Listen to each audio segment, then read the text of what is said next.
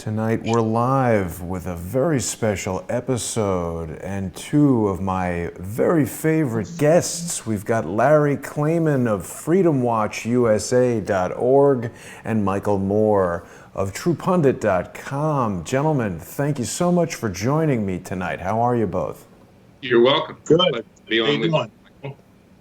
So we've got a big episode tonight. Of course, Larry, you've been saying for months that Robert Mueller's special counsel's office has been leaking, and tonight, a dump, the second major dump in your Freedom of Information Act lawsuit against the special counsel's office. Of course, Judge Emmett Sullivan ruled in your favor. It was only July that ruling came down, and he determined that in September, the special counsel's office would have to turn over all of the communications that they have had with members of the mainstream press. Now, of course, that first release we did on our only on Patreon show, More Paine, which of course people can see by subscribing to patreon.com/truepundit or patreon.com/crowdsourcethetruth. And Larry, people can support your work at patreon.com/freedomwatch, but it was, I can't say surprising, to find that we had an incomplete release in September. What can you tell us about what's gone on so far, Larry? Be a little off color, maybe a premature ejaculation. You know, what we're doing here is trying to pry documents out of the government. It comes slowly because they delay, they obstruct. When the documents were supposed to be produced, Jason, on September 4th, just a few days before that, our so-called Justice Department came forward on behalf of the Special Counsel's Office and the FBI and Maine Justice and said, oh, there's a computer glitch. Well, when did we hear that before? I heard that many years ago with Hillary Clinton in the White House. We went through another email scandal, always a computer glitch. And then they were supposed to produce documents after that, and it appears that they've only produced about half of the documents. So I'm going to have to go back to court. Now, Michael has looked through some of those documents, and there's some trends that we can see in the documentation. I'm still convinced that documents will show grand jury leaks. If not, there will be documents that lead to other evidence which will show the leaks. And one of the things, and I'll let Michael expound more about that in a second, look forward to hearing what he has to say, but you get communications in from the media, a lot of the leftist media. And what Peter Carr says, he's the spokesman. He says, well, I have no comment, but I'll meet you, I'm paraphrasing, at Paul's coffee shop. It's a French coffee shop on Pennsylvania Avenue. Now, is that where the leaks are occurring? That's something that needs to be looked into. And in addition to that, what about communications when reporters call prosecutors, maybe Andrew Wiseman or others directly, that are done orally? So we're going to have to trace all of this. And I would maintain that the telephone records are within the purview of my FOIA request. So I want the telephone records turned over to see who's been talking. So we're going to go back to Judge Sullivan, and we're going to keep pushing as quickly as we can. But we do have an indication, in my view, that the leaks were occurring orally at Paul Restaurant. If you want a croissant and get a leak about a grand jury investigation, go to Paul Restaurant, and you can meet Peter Carr there. Maybe you can even get, some croissant or something, Now, Larry, this was even more email messages than what were released in the first tranche of messages. We're going to be making those public just after the broadcast. I've released them now to the Discord chat group that is very active on patreon.com/crowdsourcethetruth. They've been working with us. They've put together a little research group that's been going through all of these messages and created a Trello board that's been very helpful. Michael, as Larry said, you've had a chance to go through. As a member of the press, True Pundit, of course, was in touch with Peter Carr. Did you see any of those messages in this release, Michael? No, we haven't seen any emails. We wrote Carr as special counsel in 2017, and we haven't seen them in either dump yet. And we wrote them a few months ago, too. I think most of I haven't seen anything up to date. I don't know the scope of Larry's FOIA, but I haven't seen anything up to date, like, really up to date in 2018. But as far as going back to the 2017 stuff, we haven't seen any of the true pundit emails, which tells me that they haven't. Obviously, it's not complete. There's probably a lot more that they're withholding, which is a tactic they use. I mean, delay is a tactic they use, and it's used on both sides of the a good defense attorney delays, and a lot of times when they're trying to hide something that could be damaging, of course they're going to delay. You see this as the standard operating procedure now with DOJ. Yeah, they're going to run the clock out, and to a large extent, they've succeeded. This is what happens in federal court. It's very, very slow. My former group, Judicial Watch, gets documents years after the fact. Right. They're of interest, but they don't actually accomplish justice, unfortunately. So we're going to be pushing quickly to get this, because right after tomorrow's election, you're going to see an onslaught by Special Counsel Robert Mueller and his prosecutors. There's going to be the equivalent of an impeachment report issued. And if the Democrats take control of the House, all heck's going to break loose. And even if it doesn't happen, it's going to break loose in the media, and the presidency will be damaged even further. So I really welcome other people looking at the documents. We have a citizens army here, Jason, that you and Michael have put together, and Freedom Watch as well.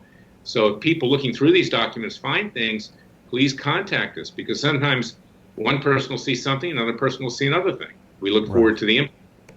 Yeah, the thing that's been most helpful is our group that's communicating in Discord chat on patreon.com/crowdsourcethetruth. They put together a Trello board that really adds some organization to this. In addition to the delay tactics that you guys are describing, there's something else going on that I find very annoying. These are all emails, but of course they're presented here as bitmap images, essentially a photograph of an email. Ordinarily, you can select text within an email or within a PDF document, but of course here we've just got a picture of text, and it's actually a relatively low quality picture, because when you zoom in you can see that it's got compression artifacts and it's kind of blurry. It's certainly suitable for reading, but when I attempted to do optical character recognition on this document so that we could efficiently search it with search tools within Adobe Acrobat and search for certain names, search for dates. I want to look through these documents and see what Shane Harris has to say. I want to see if they're talking about Peter W. Smith. I'd like to search for True Pundit and find things quickly, because we've got thousands of pages of documents here. But of course, presenting these PDF documents as bitmap images rather than text documents really hampers the search process. Larry, is there anything that can be done from a legal standpoint to put technical requirements on the production? Well, we will ask Judge Sullivan to do that, but we could also do it ourselves. Of course, that's very costly, which is why we need tax-deductible contributions, but we could have a computer document expert, a litigation expert, code these documents so we could retrieve them with search terms. Right. And that would be a very good thing to do. Now, there's another interesting aspect of this and troubling aspect, is that when the government agencies do the searches, they put in keywords to search. I've always maintained they should look at every single document, that's relevant. So we'll be going back to Judge Sullivan on that too, because it's incomprehensible. You see a lot of communication into the special counsel's office, the FBI, the Justice Department, but you don't see as much coming out. And I do think that what Michael saw in True Pundit not being in this shows that they have not done a complete search, even given best of possible spins on this from the government side. It's not complete. And when that happens, I might add, if it's an adequate search, then I can ask Judge Sullivan for the right to take discovery to find out what's been going on. And Judge Sullivan has actually granted a discovery in prior Freedom of Information Act cases, so there's a history of this. And also Judge Lamberth over there, who has a Benghazi Freedom of Information Act case. He allowed me broad range for discovery back in the 1990s with regard to the Clinton administration and the China. Did we just lose you there, Larry? I think you might have frozen for a moment. I'll take this opportunity. If we got you still? Larry? Am I not there?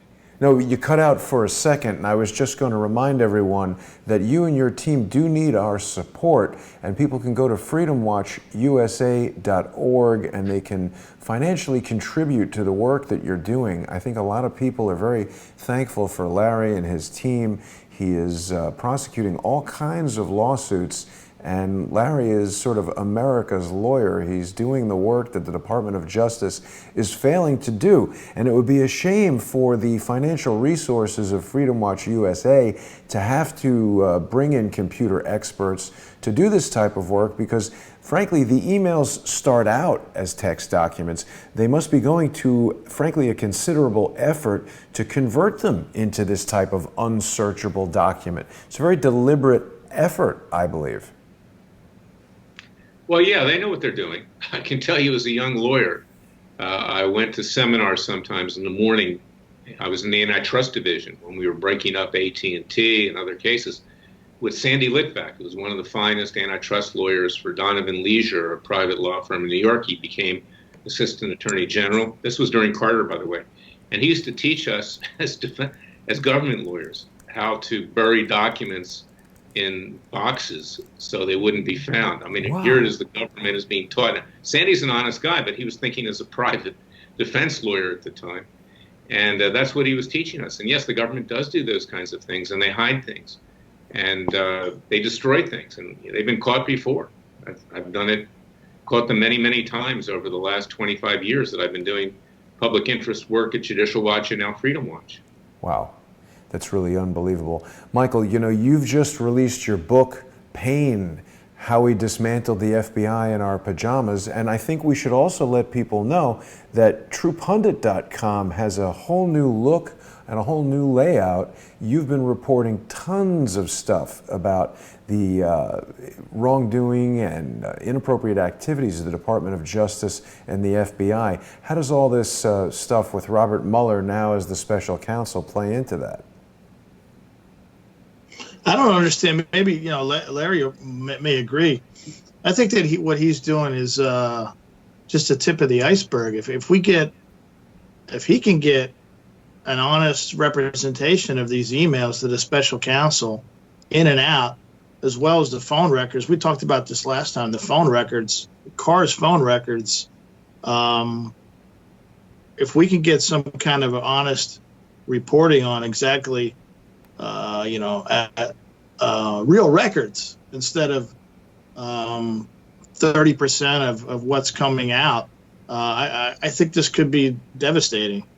There's a reason that they delay this stuff, and there's a reason that they won't give all of his text messages and things like that. And obviously there's some stuff there they don't want us to see and don't want Larry to see. And these meetings that they're having at these coffee shops, I don't know what in the world they could be talking about. Carr told me that last time I talked to him that these were just proffers, that he was explaining the special counsel's role in the investigation of Trump, blah, blah, blah, to reporters. But I think that you could just explain that in a 1 or 2 paragraph standard boilerplate text back to people. I don't know why you have to meet with these people individually. Larry will tell you that if you want to tell somebody something in Washington, you do it in person, because right. there's a lesser chance that they're wired up or you're being recorded and things like that. And then there's deniability and things along that way. So when I hear people are meeting at coffee shops, that raises all kind of red flags. So, and Mueller, I don't understand how this guy is still there. It's baffling. There's so much dirt we've pumped out on this guy alone.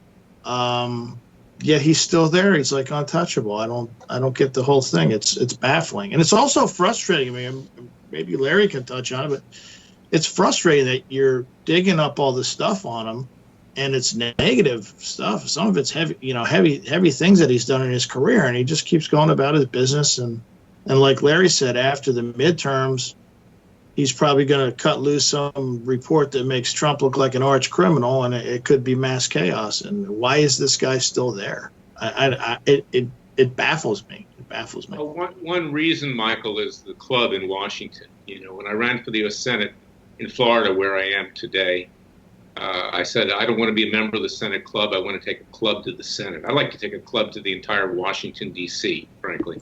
And, it upsets me.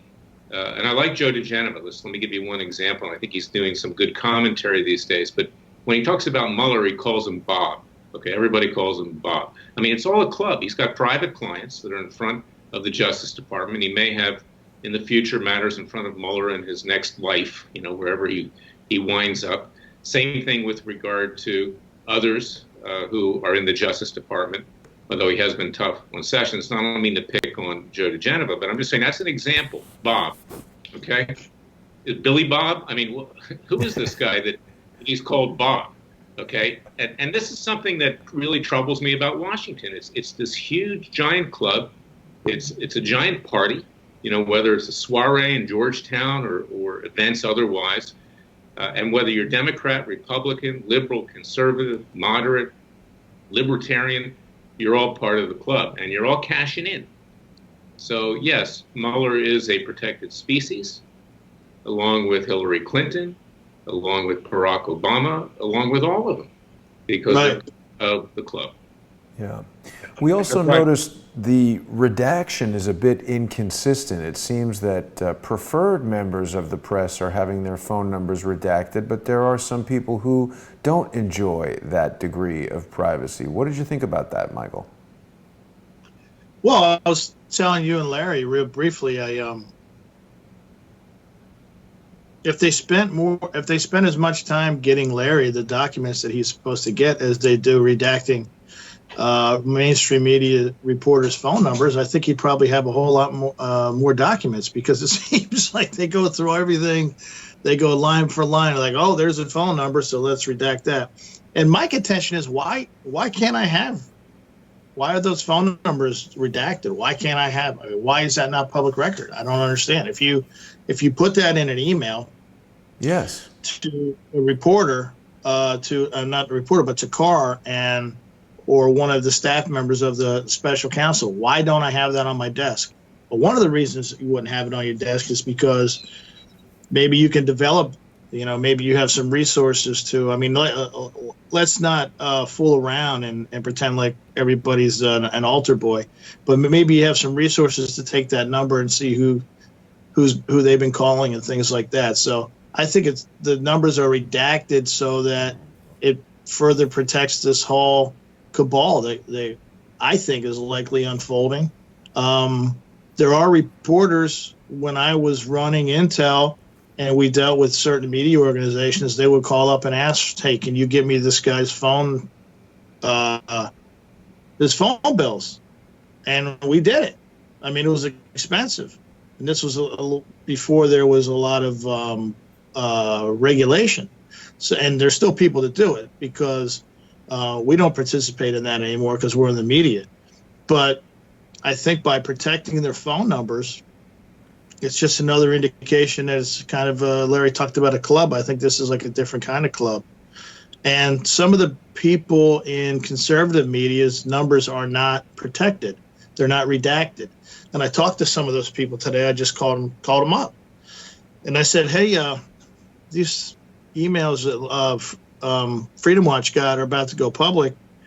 So don't be surprised if your phone starts ringing off the hook at 3 a.m. with a bunch of maniacs calling you and taunting you. We definitely don't want anyone to do that. That's not what we're promoting. No, but I'm saying the problem is, okay, it wouldn't be your fault, my fault, or anybody's fault. It'd be the special counsel's fault, because if you're going to redact somebody from the New York Times phone number or email address, secondary email address, why wouldn't you do the same for somebody from Fox News? It's a good question. So I talked to one of the top reporters in the country today, and she said, why isn't mine redacted? I said, you have to take it up with the special counsel. I'm just telling you, and I have a rapport with some of these people. So I said, I'm just telling you that if your phone starts ringing off the hook, where it's coming from, so you don't have to figure. So she was particularly upset that people from the Huffington Post, New York Times, and other places, phone numbers are protected, but hers wasn't. Okay, so I've got a question here, Larry.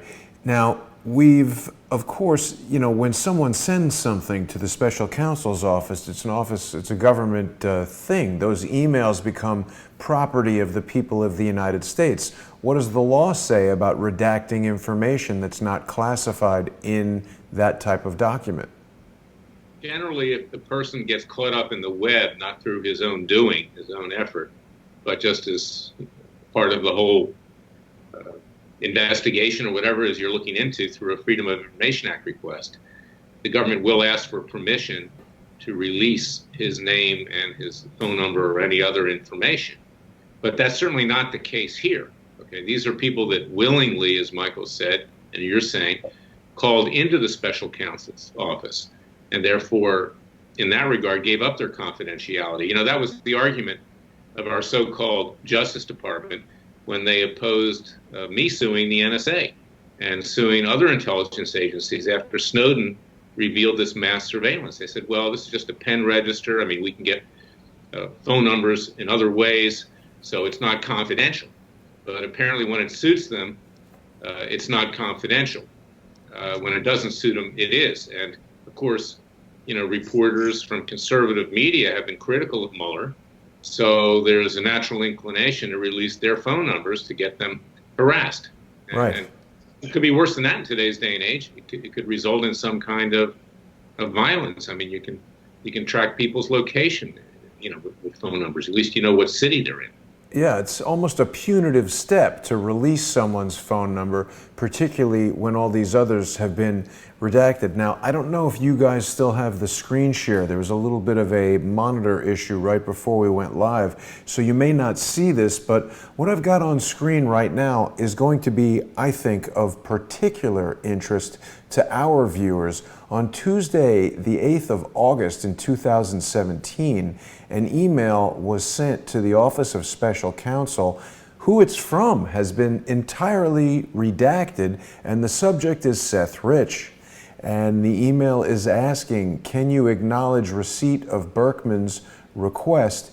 Joshua Stwevy, or I think that's the guy who is the stand-in for Peter Carr when Peter Carr is not available. And the response, the from is redacted, the to is redacted, and it's saying, looking for clarity on Jack Berkman's inquiry, Mueller looking into Seth Rich murder, thanks. So it's interesting to see that there's a high degree of secrecy surrounding requests for information about Seth Rich's murder. This looks like maybe it's coming from Alexander Nazarian, senior writer at Newsweek. Had you seen that one, Michael? Any of these emails about Seth Rich? I saw some things that were redacted, and I didn't understand why they were redacted at all. I didn't. That's not the only one that's redacted. I cruised over that one, but there's another one where it's court documents. A reporter, I think from the Huffington Post or New York Times, says, I'm sending this along for comment. It was released by the court today, and it was documents from the court. And I'm sure they weren't redacted when he sent them to the special counsel's office, because it's very rare to see that. But they're redacted when Larry got them. And I'm sitting there, and there's significant portion was redacted. I'm like, what is this?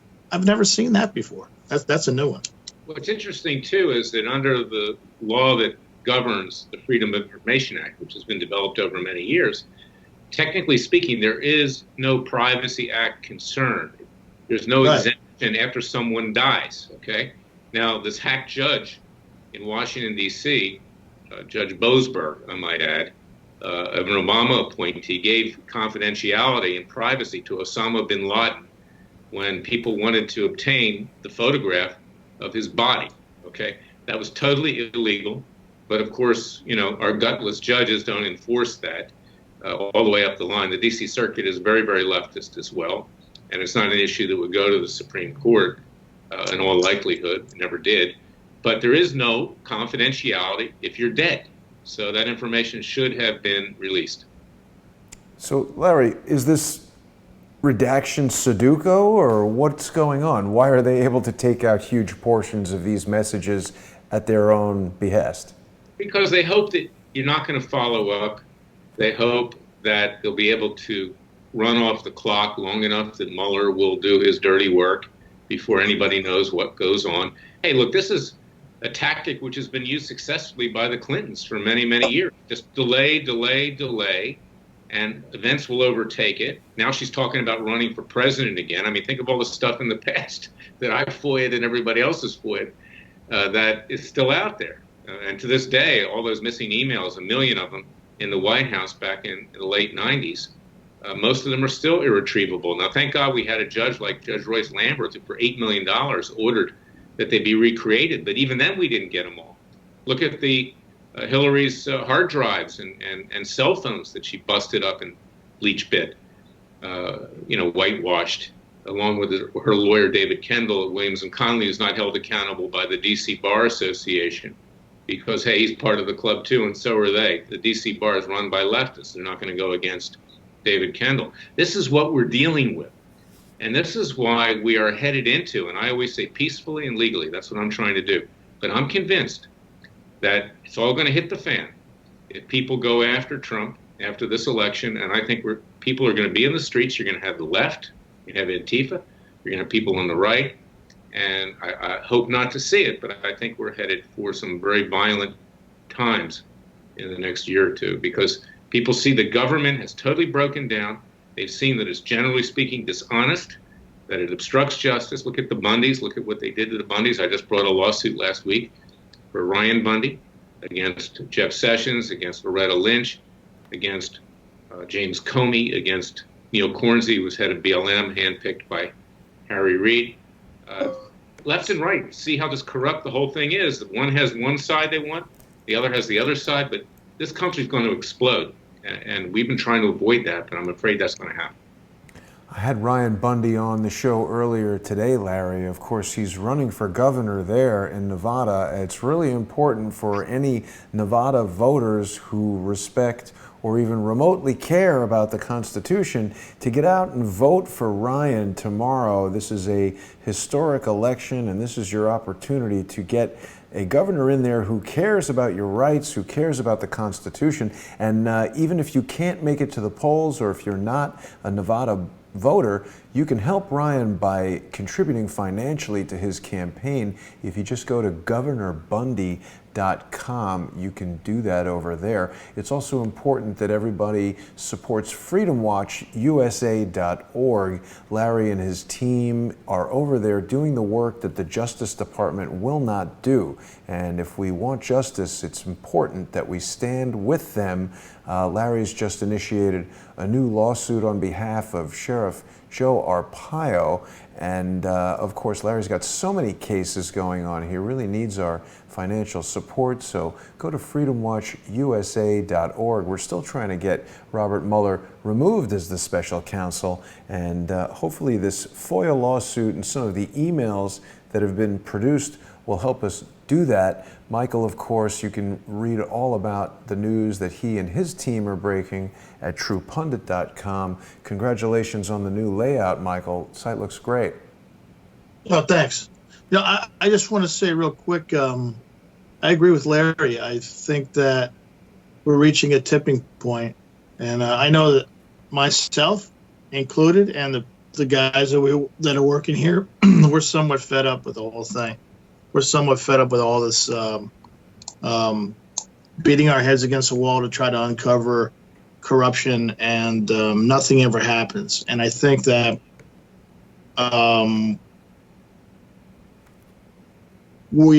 it's a microcosm of the general public on the right. Conservatives are tired of it. Believe me, if I'm tired of it, and we're getting tired of it here, then I can guarantee you, and Larry will probably agree, that the people, the general public, are tired of it too. And it seems like even some of the stuff in the book was like mind-blowing, corroborated, mind-blowing documentation. People are like, well, you know, what's going to happen? And my response, I just had a conversation with a good friend that I've known for 30 years, and she said, what's going to happen? I said, absolutely nothing will happen. This is it's so corrupt in Washington. You could have, I mean, we nailed certain people in this book, and I have no confidence that anything will happen to them. I think they'll just continue to get richer, and unless something happens, some type of a catalyst. And I've talked about this before about world history. If you're a student of world history, you see things that are coming to a head. This looks like, I agree with Larry, this looks like it's headed for an ugly crossroads. Well, and from the standpoint of the left, guys, is that by some grace of God, the Democrats retain control of the House of Representatives tomorrow, as well as the Senate. You can expect all heck to break loose from the left. And Robert Mueller will be out there with his knives, and the rest of them will be supporting them. Richard Blumenthal, Dianne Feinstein, Adam Schiff, the rest of them. They're going to go to alternative methods to take this country down. And they know how to do it. And look at Obama. He's out there again right now. Okay. And the problem I have with Obama is that he whips up this racial division and this hatred. Okay. And we were doing pretty well before him. Okay. Now we've got Andrew Gillum in Florida, and we've got another one in Georgia. And I have many African American conservative friends, really good people, that are against this, whether it's Larry Elder or Alan Keyes or Armstrong Williams or whatever, Demetric Penny in Dallas.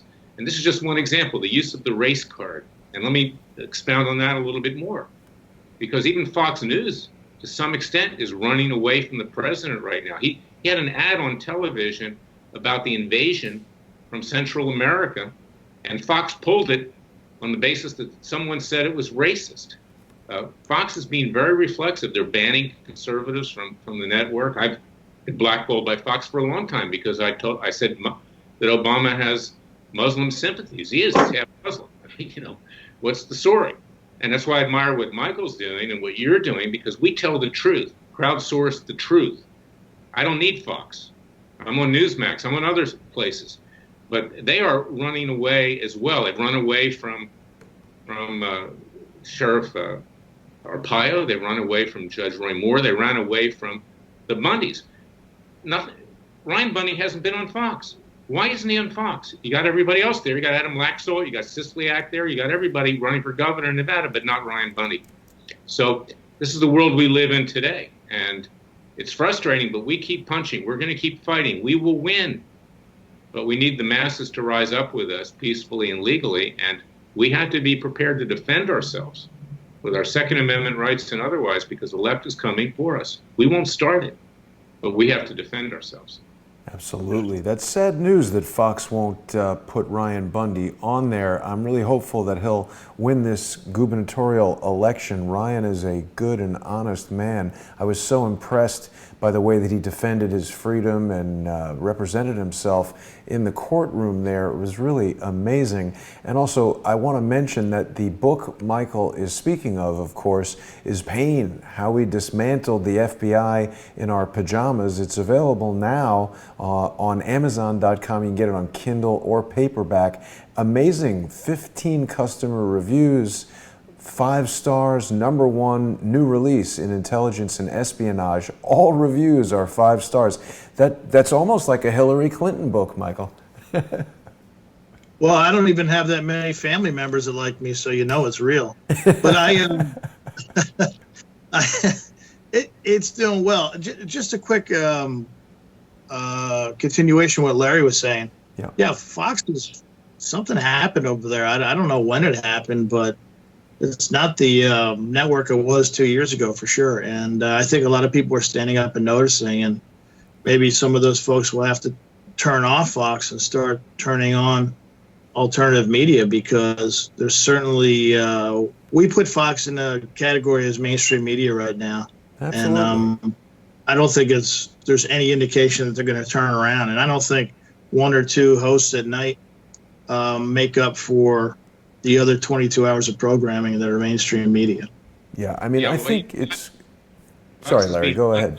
Fox sons right now, and they're both very liberal. They're to the left.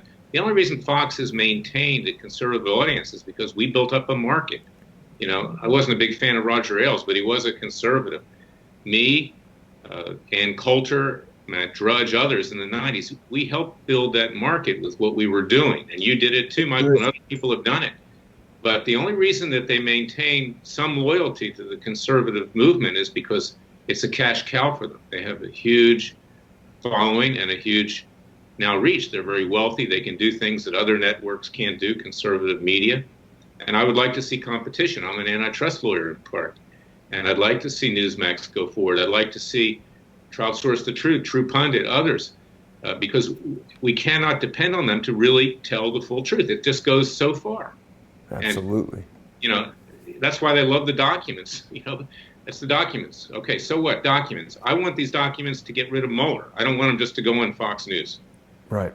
You've hit it on the head, Larry. I mean, they saw a market and they went after it. It's a business, and obviously everybody needs money. I'm not disparaging them for wanting to earn money. The problem is when we have these multi-million and multi-billion-dollar corporations controlling news networks, paying anchors millions of dollars, that's a mechanism of control. Those ads are supported by other billion-dollar corporations, and the people giving us the news on there are easily controlled because they don't want to lose their multi-million-dollar salaries.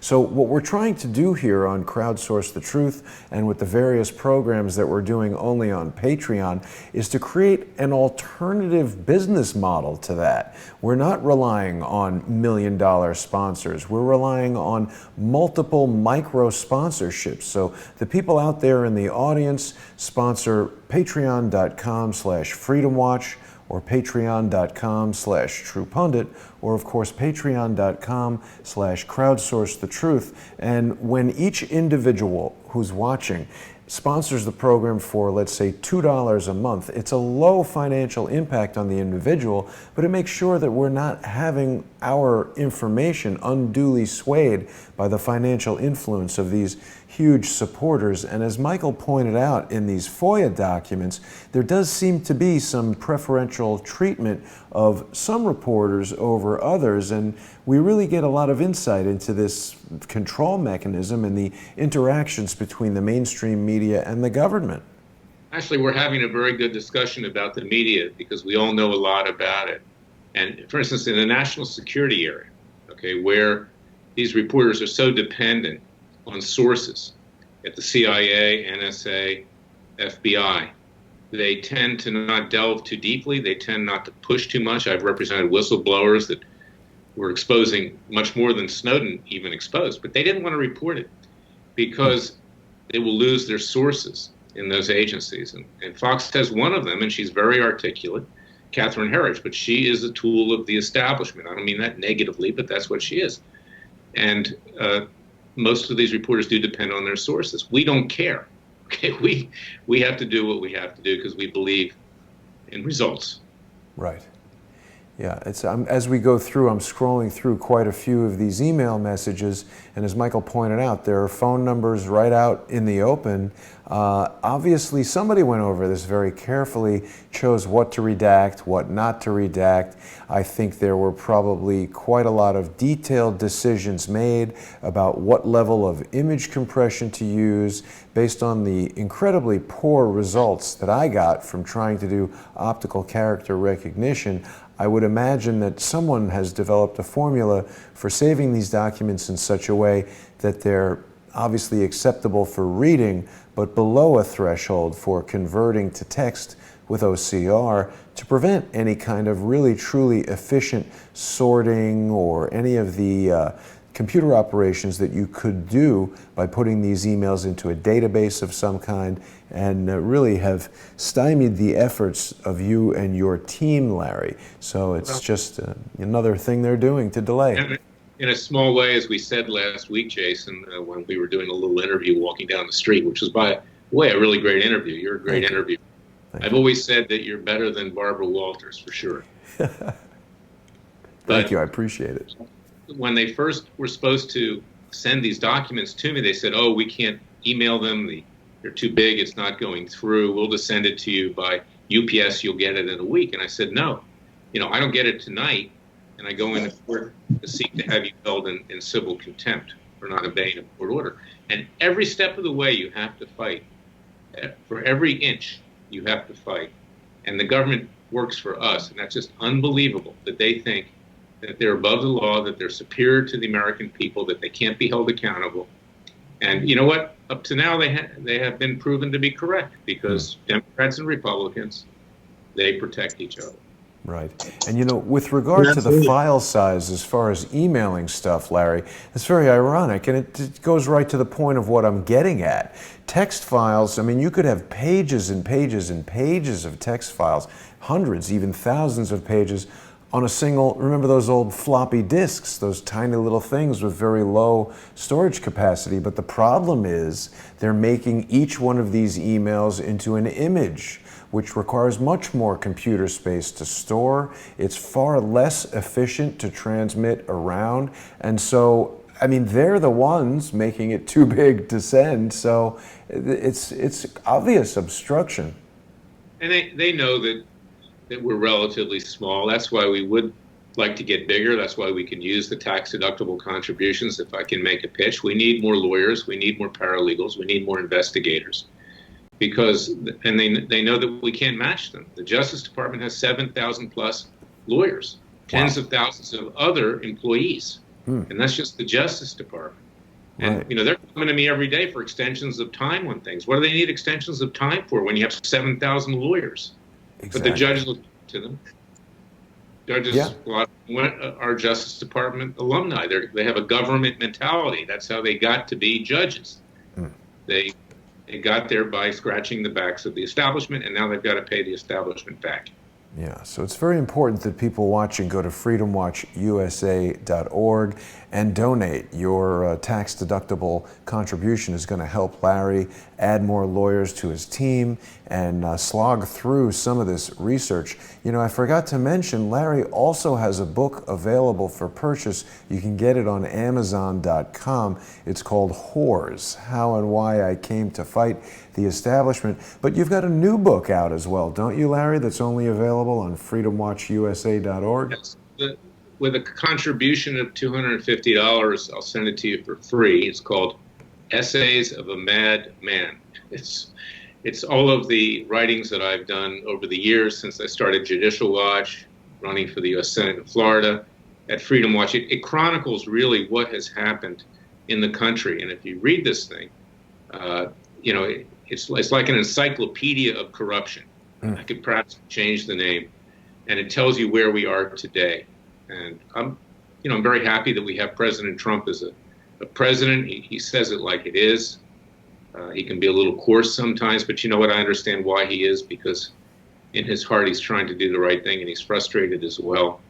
And we need to support him. And a lot of the last volume, Volume 4, is about the Trump presidency. And you know, Larry, I'm seeing some amazing through lines that are coming to the surface now that Robert Mueller is the special counsel. I think a lot of people watching the news really weren't very aware of Robert Mueller. One thing President Trump has done is to really engage the American public in a way that a lot of presidents haven't in the past. Perhaps his larger-than-life personality, his presence on reality television, whatever that might be. But of course, you were very involved in pursuing the Clintons way back in the day, and someone who's come back into the news just recently, posthumously, Peter W. Smith. He was there when the revelations about Troopergate came out. Peter W. Smith even created a fund for whistleblower troopers who wanted to come forward and speak about Bill Clinton utilizing the Arkansas State Troopers as a limousine service to drive him around from rape to rape. And we've now had two different women who have been, one who's been raped by Bill Clinton and one who was sexually assaulted.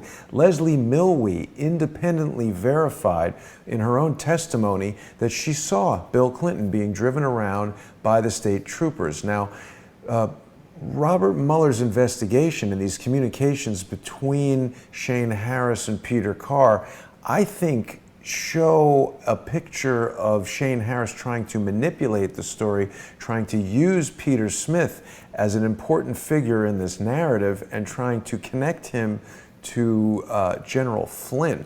What can we say, Michael, what can we say about the manipulation of this narrative and the role that the press is playing and all this stuff? Guys, I don't believe anything these guys write. It's so corrupt. I've been around for a long time. A lot of the things don't add up. A lot of the way the stories come together, they come together too seamlessly. All the puzzle pieces fit together too nicely. Everything is tied up in a nice bow when they go to print. And real journalism is messy. It's ugly. There's holes in stories. Naturally, not every question can be answered.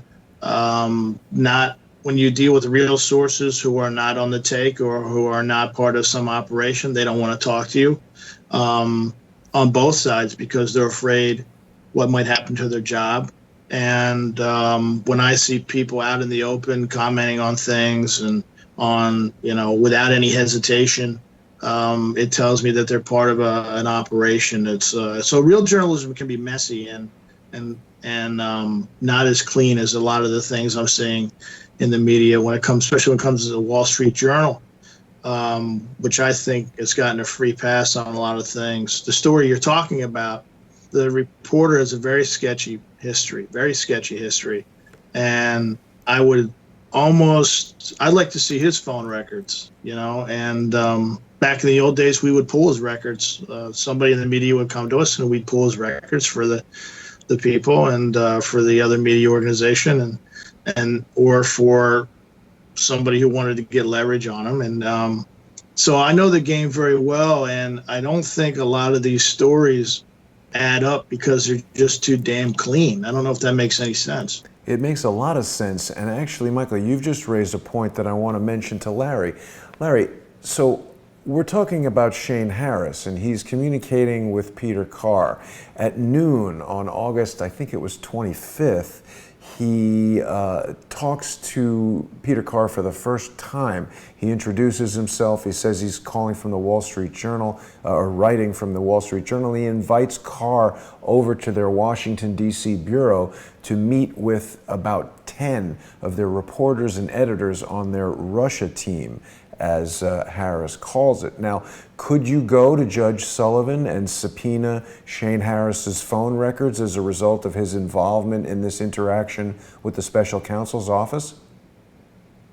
It is possible, okay? If I can show that the Justice Department has lied and we could use those phone records to track down documents, that's possible.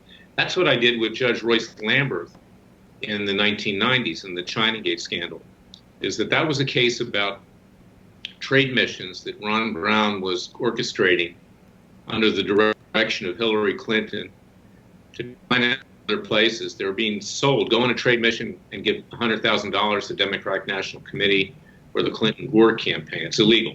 Okay, you can't do that. And people were buying that government assistance.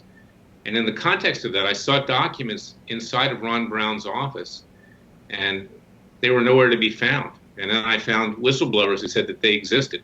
And Judge Lamberth allowed me discovery. And to be able to track down the documents, I actually was able to subpoena individuals in the White House and in the Commerce Department outside of a FOIA case, and way beyond that. So if we can show this, and if Judge Sullivan gives us that kind of latitude, it can be done. But in modern history, the only one who's ever done that is Judge Lamberth, and that's why he is one of my favorite. He is my favorite judge. Royce C. Lamberth, you can check him out on Wikipedia. Absolutely. And of course, Emmett Sullivan is a close second, I know. I observed your interactions with him there in the courtroom and was very impressed by how you guys... He was appointed by Clinton. He is a Democrat, but right. He's an honest man. And I'll tell you something, in that courthouse, that's extremely rare. Right. Very rare. It's like hen's teeth, Larry, as they say. And lawyers aren't supposed to say these things, but I had to say it because I've lived it. And that's why I started Judicial Watch in 1994 and why I now have Freedom Watch. And that's what I love about the president. He'll call a spade a spade. He'll talk about a corrupt judge or, the fact that someone is influenced by his background, which does happen. It happens all the time. We can't have this Pollyanna concept of what our legal system's about. Ken Starr had that Pollyanna concept, and they ate him for lunch. Right. Clinton people ate him for lunch. Okay, He's never been the same. Now he's written a book. He's trying to get rehabilitated, but the poor guy was destroyed the Yep. Clinton lawyers and everybody else. He did not understand how the system worked. Yeah.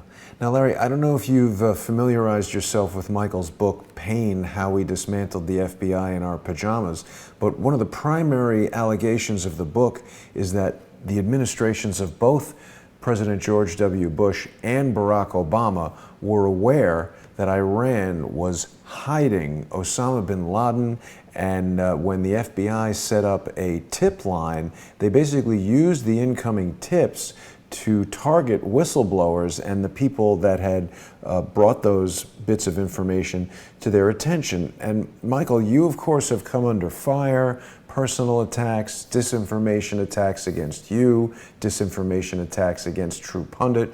BuzzFeed even put out a story claiming that your reporting that China had hacked Hillary Clinton's server was fake news, when only the next day the Inspector General said that himself. What can you say about all of this, Michael? There's been a lot of reporting coming out lately that seems directly targeted at you and this book. That's a good sign. That's a good sign. I like it when people try to challenge that, because we did a lot of work on this and talked to a lot of people who have firsthand knowledge. These are firsthand sources. These are not hearsay people who are like, well, I heard this guy told me this, and I heard from this guy. These are people who were involved up to their neck in trying to run down these leads and were threatened with arrest and things like that. So I see myself more as a messenger on this than some kind of somebody standing on a mountaintop with a megaphone. I'm not claiming anything that hasn't been told to me by people that are very credible, including people who served in government, in Congress, and law enforcement. And when people come out and attack you, I kind of like it, because it's like, okay, now I know that I'm onto something. You know, you don't want to pick a fight and have everybody run away. I like to pick a fight and people show up to the fight, and let's see under that pressure if the book stands up. And I think it's stood up. It's done very well, and it just shows that there's more to the story that I don't have access to. But when it comes to documents and things, a lot of this stuff is national security, but it goes back to what Larry touched on earlier. This is something that happened under Bush and was continued under Obama. And it shows you that there's no political parties when these people, when their back is up against the wall in Washington. There's one political party. It's save your own butt and stay in power and do what you need to do. Lie, cheat, steal, put people's lives in danger, or even, worse, to stay in power and to keep these things secret. The cover-up's always worse than the crime. I know that's been repeated, but it's so true. So I don't have a problem if people attack me, because part of me listens to it. But, as time goes on, I'm becoming tone deaf on critics, because I just don't have time to babysit people who either have agendas or don't have the intellectual capacity to understand what's being explained to them in a very straightforward way. Maybe that sounds cocky, but that's kind of where I'm at right now. When I first started Judicial Watch in 1994, reporters were sent to my office claiming to be enamored of what I was doing. Okay, one of them, Paul Bluestein, Tony Losi, the Washington Post, they wrote a hit piece on me, which then all other reporters copied. And I had a thin skin then. I took it to heart. I hadn't done this before. I hadn't been known. I hadn't been out there. And I remember Richard Viguerie, who's he's like Roger Ailes. He helped get Reagan elected. He's the dean of direct mail. I was using him at the time in the early days of Judicial Watch. He would say to me, Larry, don't worry about it, because you judge yourself by your enemies. Is that if you're insignificant, you're not going to be attacked. So it's actually a feather in your cap that they're coming after you. Absolutely. And I've kind of put that away, given my spirituality as well. There was a couple big guys out there that were attacked, Jesus and Moses. They were attacked and called heretics. Yeah. And obviously they accomplished a lot, to put it mildly. So I'm not them. But I'm telling you is that if you're effective, like Michael is with this book, and I look forward to reading it, they're going to come after you. If it means nothing, they're going to just ignore it. Absolutely. And now, Michael, you've said that you said this is an op. I presumed you meant the Mueller investigation, correct?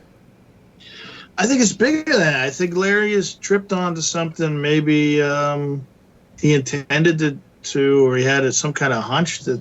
I think the media, I think this whole thing is, when I'll read through these emails, some of these emails are not the way you would contact a guy like Carr. They're way too chummy. They're way too cavalier, almost like they're old fraternity brothers, and that there's a big history between some of these people. And it makes me wonder, I'm looking at it a little deeper, and I don't want to get too crazy down the rabbit hole, but this whole Mueller thing, there's really not much to it. It seems like it's more smoke than fire. So by keeping it alive and feeding the media whatever this guy Carr and whoever else on the special counsel who's leaking, I mean, anyone who makes the claim there's been no leaks is completely outer limits, because there's been a ton of leaks, and none of them seem to benefit Trump. They all seem to go against Trump. So by keeping this whole thing alive and claiming that there's Russian collusion, it gives, this is like another layer, another level. It gives these social media folks reason to call people Russian bots, Russian trolls, and eliminate their voices from social media, delete their accounts. So I see this as like a major, large-scale, multifaceted operation to silence conservatives, to keep Trump and the word scandal or investigation or grand jury in the news, even though there's not much there. So yeah, so I see it as a big operation. I think it's very well orchestrated, very well put together by seasoned professionals, and I really have to commend them, because I think it's really kind of a thing of beauty. You can tell that people involved in orchestrating this have a lot of experience, and that they're evil people, because I used to think along these same lines. So I can see myself being involved in an operation like this too. So, or helping craft it. That's why I think it's an operation, and I think Larry has just scratched the surface with this, and it's probably why they're withholding the majority of communications, because I think what you've seen is the rated G stuff. I think the rated R stuff is going to be pretty bad. Right. Well, I hope someone will come forward, guys, who has been harmed by these leaks. I would welcome representing them, because if we can bring a lawsuit, I think that could be very, very effective. And just in the last week, talk about leaks, the rumors, leaks, whatever you want to call them, that Trump has been subpoenaed by the special counsel. Where did that come from? Okay, it didn't come from Trump's lawyers. Okay, it came from the special counsel. I don't believe he's been subpoenaed. I believe that they're seeking a declaratory ruling from a judge in the D.C. federal courts right now to see if he can be subpoenaed. But obviously, this was meant to keep this whole thing alive during this election period to implement the vote tomorrow. Right. We haven't gone away. We'll be back, like Star Wars, like. That's the Terminator, Schwarzenegger. Right, Darth Vader, whatever. You might be right. Star Wars just won't go away. You might be right. That's true. That's true. Well, again, there's a joke: is that what does true love and herpes have in common? True love doesn't last forever, right? And Robert Mueller appears to want to last forever, so perhaps it's the same thing. Exactly. Now, we're getting close to the end of our hour here, so what I'm going to do is we've made the FOIA documents available to our most dedicated researchers and the people that are supporting us on patreon.com, because without them we couldn't make this sort of thing happen. People can go to patreon.com/freedomwatch, patreon.com/truepundit, or patreon.com/crowdsourcethetruth.